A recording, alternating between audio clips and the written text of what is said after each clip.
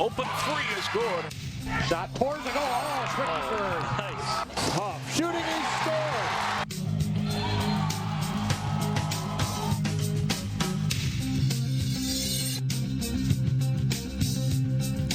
Hi, and welcome to Sports Jam for the week of May 1st. I'm John Jacobson. I'm Jay Wilcox. Today on the show, a huge matchup in baseball, and we'll meet a softball player from Maple Grove who is overcoming a big loss in her family. Plus, here from the two-time defending state champions from the Wayzata boys track and field program. But first, the Hamline Elite Meet in track and field. The top early performers from around the state, regardless of class, gathered to compete at the site of the state meet, Hamline University.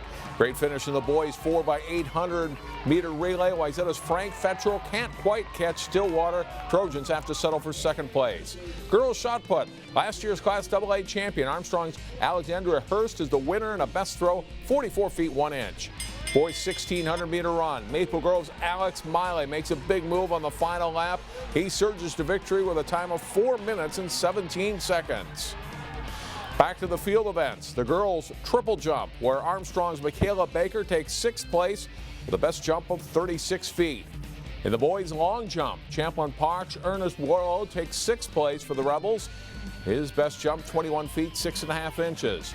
Another close finish in the boys 800. Wayzata's Patrick Leonard comes on strong at the end, but is outkicked by Egan's Ryan Steger. Leonard's time 157.15. Seth Eliasson of Hopkins with another local winner, taking the boys 3,200. In baseball, Wayzata graduated a lot of talent from last season's state championship team, but they have played very well early this season. The Trojans carried an unbeaten record into their game against arch rival Minnetonka in a matchup of the top 2 ranked teams in Class 4A. A sunny afternoon in Plymouth as the Trojans take on the Skippers. Second inning, and the Skippers get on the board. Matt Haas drives the ball deep to left field. It goes to the fence for extra bases. Jimmy Ramsey and Cameron Smacker both score to make it 2-0 Skippers. In the fourth, Tonka adds to the lead. Aaron Brush with a hard grounder that gets through and into center field. Mason Nadolny scores, and it's 3-0 Skippers after 4. In the bottom of the fifth, the Trojans looking for a spark. Danny Dice hits a high pop-up that'll land between 3 Minnetonka players in short right field. Charles Engdahl scores, and it's 3-1. But Minnetonka gets some insurance runs in the 6th inning. Joel Timpson drives the ball to the base of the fence and left.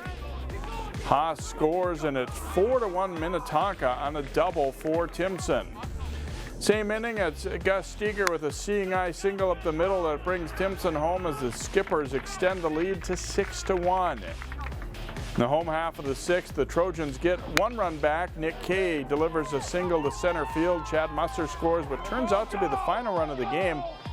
For the Trojans, Minnetonka wins it 9-2. 1 day earlier, Park Center was looking for its first conference win of the season on a frigid afternoon in Brooklyn Park. Pirates are at home to face Centennial in Northwest Suburban Conference play. Top of the first, Centennial's Wyatt Schopisser goes the opposite way, drops a hit just fair down the left field line. Dylan Grant comes in to score on the double, and it's a 1-0 game. Leading 2-0 in the first, Drake Molitor singles to right field. Trey Driscoll and Zach Streit both score, and it's 4-0. Cougars add 4 more to lead 8-0 after 1. In the fourth, Brian Pearson at the plate. He ropes a single into center field. Jackson Lalou and Ryan Kuhl both score on the base hit by Pearson. Centennial leads 13-0. Bottom of the 4th inning, Park Center gets on the board. Brian Stahowski singles to left field. Noah Thompson comes in to score on the hit. Still in the 4th, a grounder to second base. Fielded by the Cougars. They'll get the out at first. Riley Peterson comes in to score for the Pirates. Centennial, though, wins at 16-3 in 5 innings. Pirates host Minneapolis South on Thursday. The State Preview Boys Golf Tournament, formerly the Tri-State Invitational, brings together many of Minnesota's top teams for 36 holes of competition. And one local boys team walked away with the team title this year. With a deep lineup and good scoring, Wayzata won the 20-team tournament with a score of 596. Trojans finished 6 shots ahead of Minnetonka. Chaska placed 3rd with St. Thomas Academy 4th. Maple Grove and Providence Academy were also in the event. Providence senior Paul Stank Yankee won medalist honors, shooting rounds of 73 and 66 to finish 5 under par. Wayzata's lowest score belonged to Ben Frosini. He shot rounds of 71 and 72 to tie for second place with Minnetonka's Ben Siegel. And a good showing there, to say the least, for Wayzata. Yeah, an impressive win against some good competition. Obviously, it is early, but you always like to get off and going strong right away in the season. Still to come here on Sports Jam, some cold weather softball plus lacrosse. And later we'll meet a Maple Grove softball player who is missing one of her biggest fans this spring.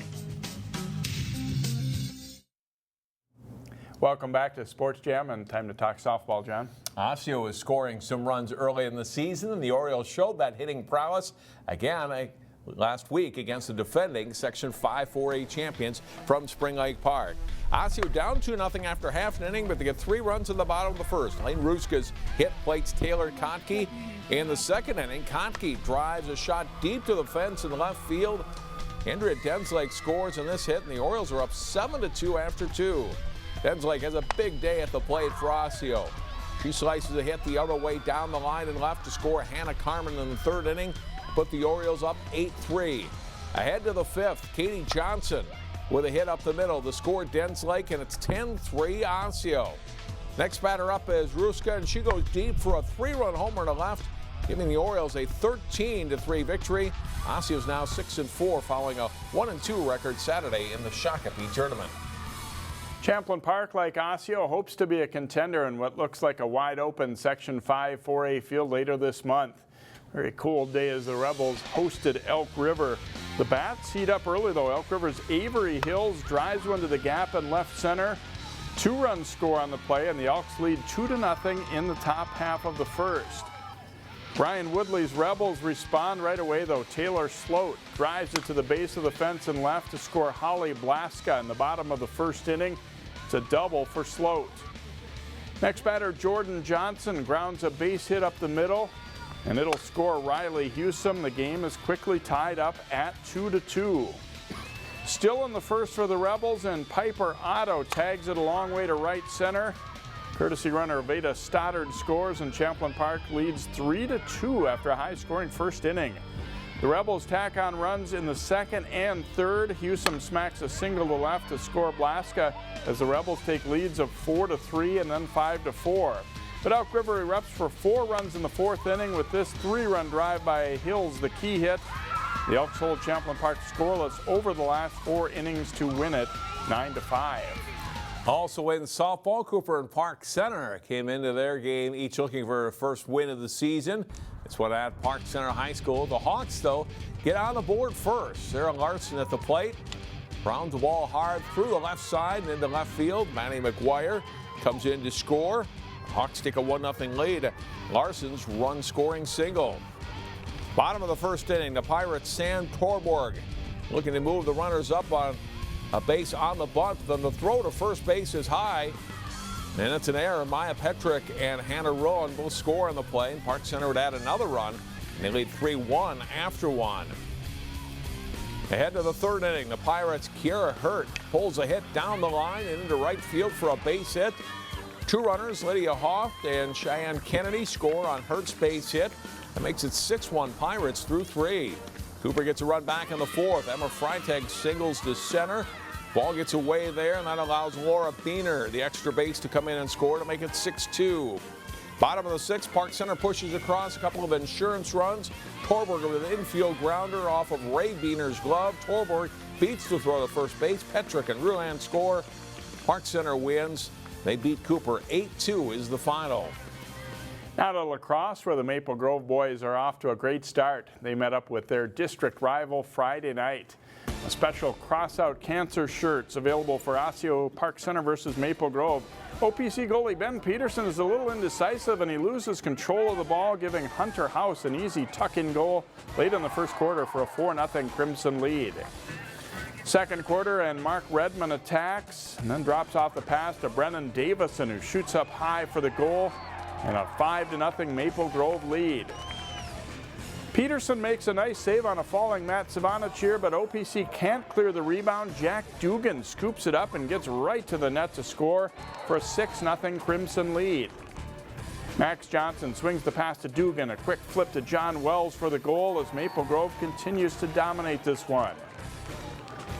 Peterson will make the stop on his first attempt here, but House gets the rebound and a nice pass fake gets him space to score here as Maple Grove improves to 5-0 with a 14-2 win.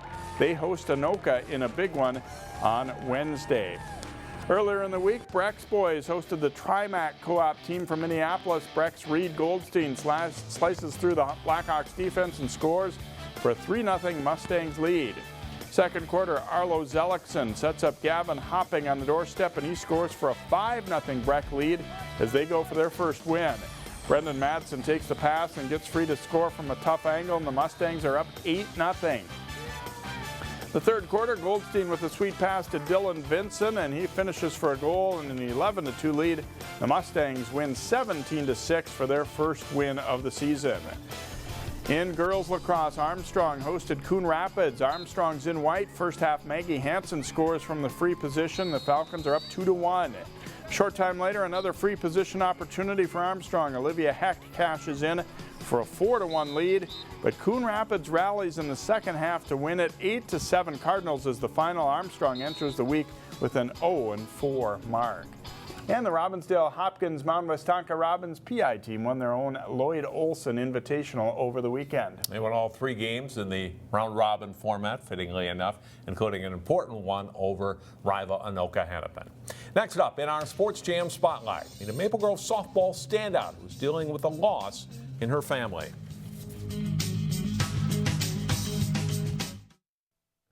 The Maple Grove softball team comes into play this week with a 4-2 record in Northwest Suburban Conference play. One of the team's seniors and best players carries with her to the field memories of a great man. In this week's Sports Jam Spotlight, we meet Aaron Roehl, whose father left behind a legacy for so many players. It's the third and final season as a varsity starter for Maple Grove shortstop Aaron Roehl. Senior is the heart and soul of the Crimson team. I would say Erin is way more of a leader by example. I mean, she's just going to work hard, take the extra swings that she needs to take, do the extra infielding, and just the way she makes everything, even in practice, look so smooth. I think that is what kids want. They want to be like that, and I think that's a great thing for our program. It's been a fun time. Made a lot of memories with my teammates. Just a good time overall. In hockey, number 9 Roll was a contributor to a Crimson program ranked in the top 10 in each of the past 2 seasons, including a state tournament runner-up team in 2016. Aaron's older brother Jaden played hockey and baseball at Maple Grove, and is a big reason why Erin is where she is athletically today. Well, he was a big influence on why I played the sports that I did. Like I quit dance when I was younger to play hockey because I went to his games and just loved everything about hockey, and just softball. I played catch with him in the front yard all the time, and so it was just fun to have him there and really improve on both of our skills for the sports. The most influential person for Erin? Her dad, Dane. Any advice I got was from him about any sports, about anything. I could ask him anything, and he just was there for me always. And I feel like any question I had, I could go to him and he'd always know the right answer. Dane coached both of his children growing up, including a lot of Erin's current teammates. He definitely coached our fall ball teams that I was a part of and our dome ball teams, and it was really a joy to have him and get to know him, because he was the type of coach that wanted to coach you, and he loved girls that were coachable and just wanted to always make you smile and just keep you upbeat even when we were down. But in January of 2015, Dane Roll was diagnosed with brain cancer. After a 22-month battle, Dane passed away last October at the age of 53, leaving behind Erin, Jaden, and his wife of 25 years, Jan. I thought he would get over it. I honestly thought he was super strong, seemed like he was super healthy. So there were some days I'd go where I totally forgot that he even had cancer, honestly. He just was always good mood. His family and friends say Dane battled hard, determined to beat the disease. But cancer didn't give up either. August rolled around and we got bad news that he only had 2 months to live, and so it was really tough because watching him there in my own eyes and having to help him, and it just really hurt, and it was so hard because I knew that, like, I could tell how he felt, and I just like could tell he was slowing down, and he was like still trying to be there, but like he couldn't do anything about it. It touched everybody. I mean, that day when Dane passed, I mean, I got emails or texts consistently from players and discussing how they were feeling and things along those lines, and it was a big deal, and all of them, everybody was there, including the girls hockey team at the funeral. Tutino Grace coach Mike Solwald played men's softball in Crystal with Dane for years on the Steeles Black team, enjoying tremendous success on the field. Steeles Black gathered one final time last summer to celebrate Dane. Dane was just a guy that got along with everybody.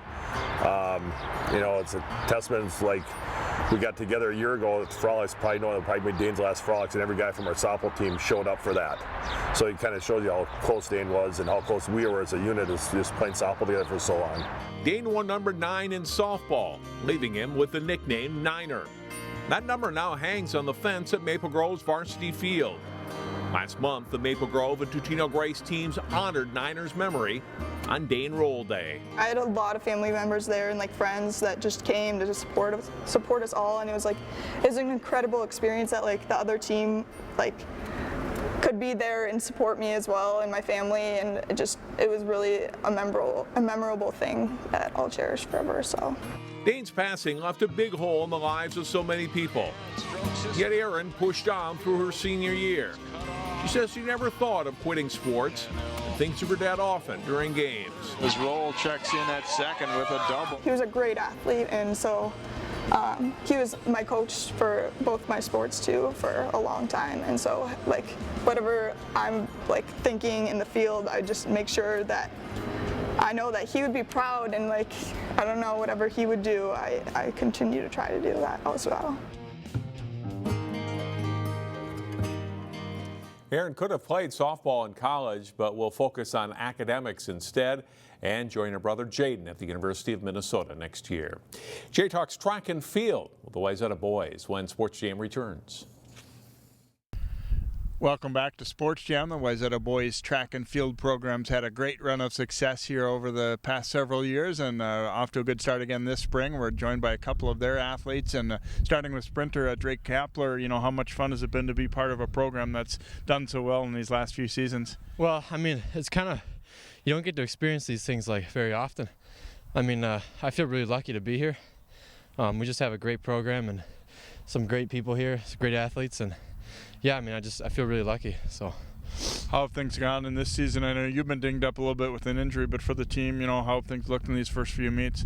Yeah, you know, it's hard to tell early in the season, but you know, every year we've had a few bad races and we've had some good races. A lot of good races this year so far. Yeah, I mean, I'm feeling pretty confident with our team this year. I think our guys can do a lot of things, and I mean, we'll just see what happens in the next few weeks here. So.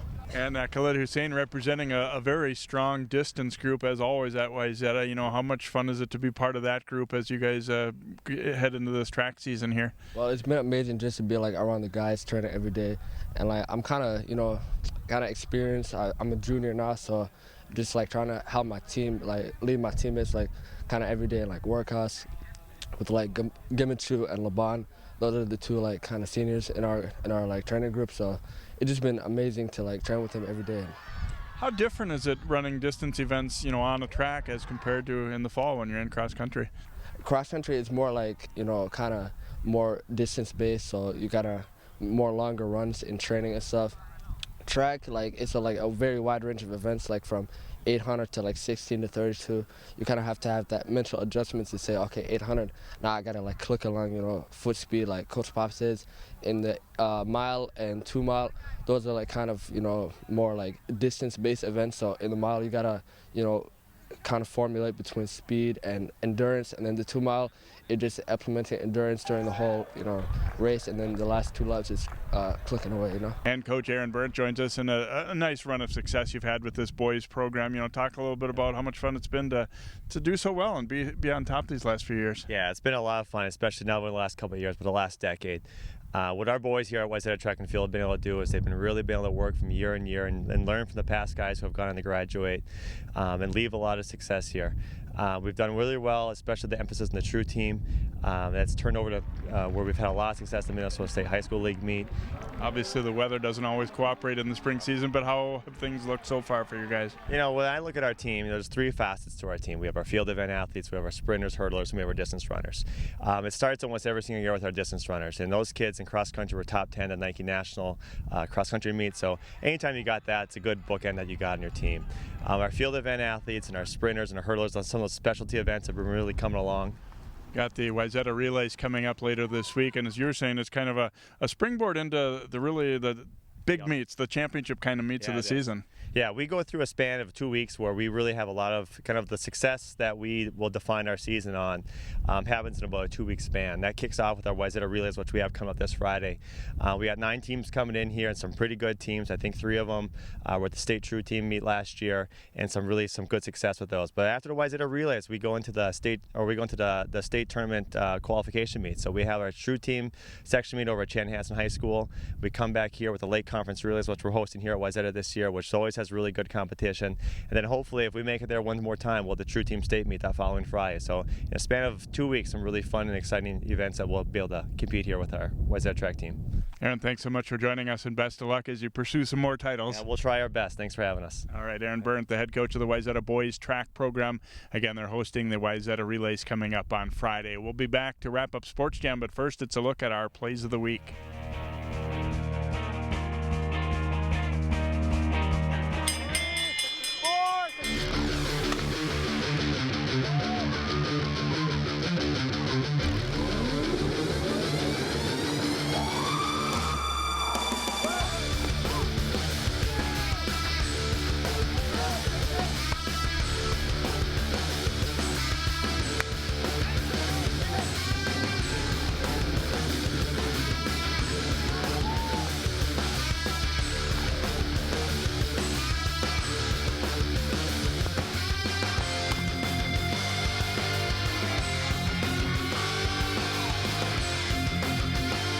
Dice up with it. Runner is being sent to the plate. Oh, there's the throw, and he is going to be out.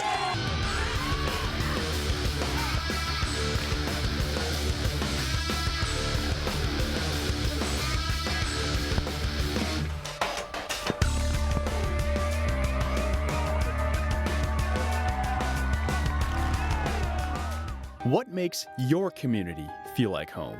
Is it knowing what's happening in your neighborhood? Or when people know your name?